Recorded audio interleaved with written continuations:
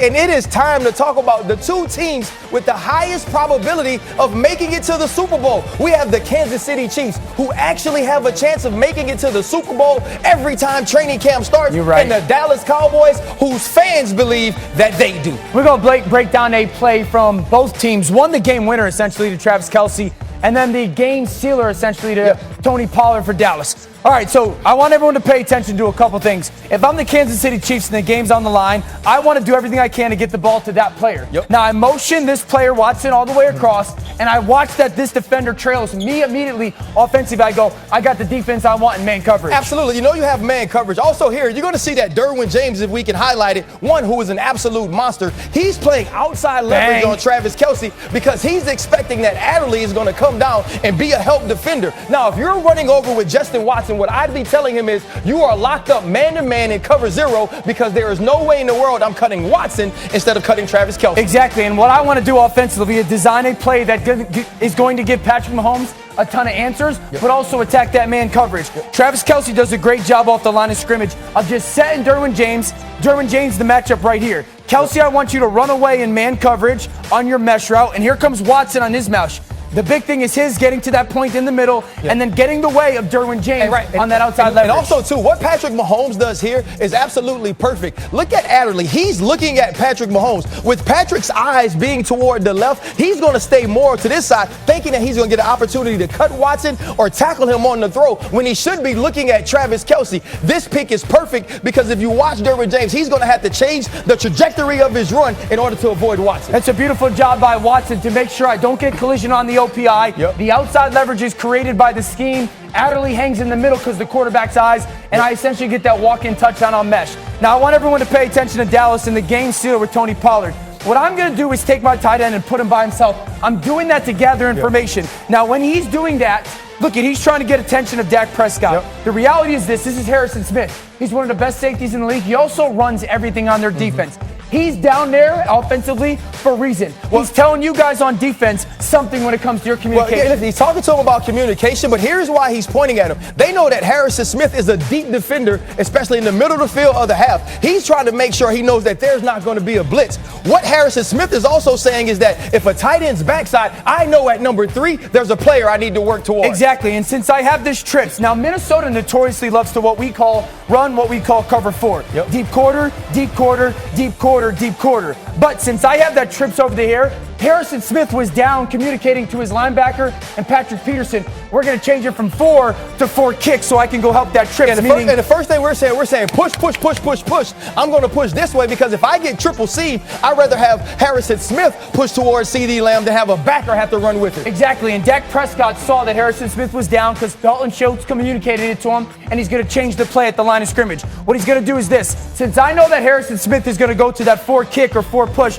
and no longer play that quarter, now notoriously what we like to do is since that guy now is manned up with Dalton Schultz, what I'm going to do is take you and carry you vertical and make sure that that corner is out of there with Dalton Schultz. I've now created that one-on-one matchup with the backer. Usually what we will do is run an out route, but I don't want the out route. I want to end the game, Dak Prescott said. So since he knows he's got man with that linebacker, he's going to give him an up, out, and up again on that rail route. Beautiful job of using information pre-snap to understand that. And right now, and as Patrick Peterson pushes, he knows that he's going to get inside leverage by Hicks. And if we go out and up, he's going to have an opportunity, if I'm Dak Prescott, to put the football on the outside with Harrison Smith pushing, and he has no way to be the guy that's over the top of Tony Pollard, and Tony Pollard got so much juice. The reality is this, Kansas City, if you can't stop them and Travis Kelce when it matters the most, you can't beat them. And then with Dallas, when they have that much information pre-snap with Dak Prescott, their offense is tough to stop.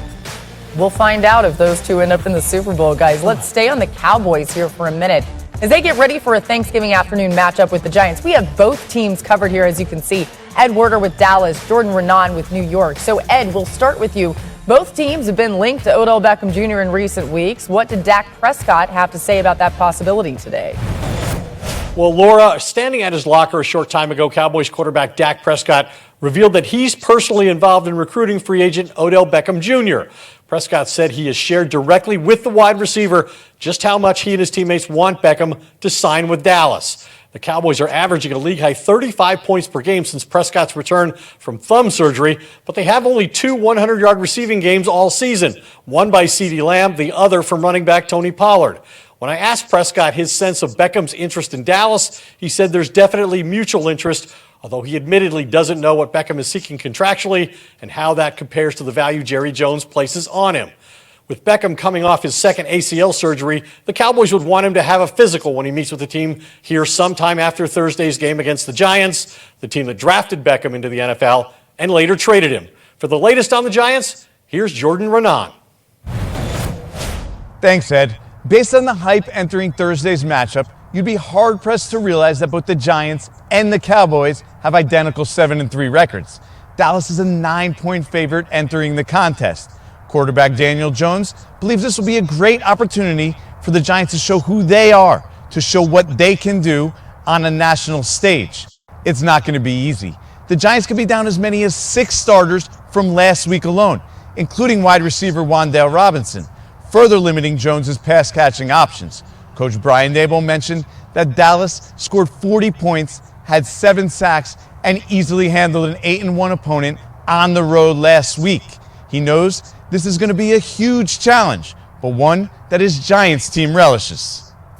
All right, so Dan, the Giants have been one of the bigger surprises this season in the NFL, right? But if they're going to keep their magic season going, what's one thing you want to see happen with their offense? They got to move Daniel Jones a ton. The reality is this team's devastated, specifically on the perimeter offensively. How much can they move Daniel Jones early on in this game?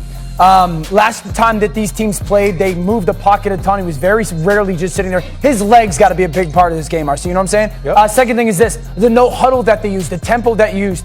I think they got to be really aggressive in that tempo, calling shots. No huddle, no huddle, no huddle, shot. No huddle, no huddle, no huddle, shot. I'd also like to see multiple play-action pass screens, trying to generate some stuff to hold that defensive line a little bit. It's a big challenge, but his legs got to play a part. Well, I also believe that they have to excel where they have when they've won, which is Saquon Barkley running the football that leads it to the boot game, that allows Daniel Jones to move and also get into situations where he can use his legs. Defensively, you have to be big in the red zone and big on third down.